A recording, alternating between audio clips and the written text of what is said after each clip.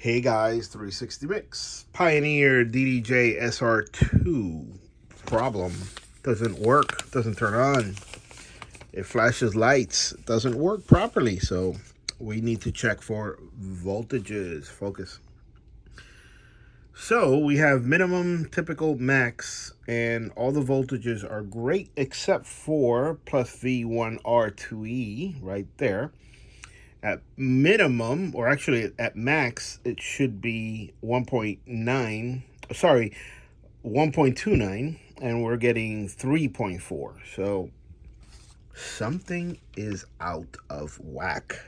Could we get this fixed?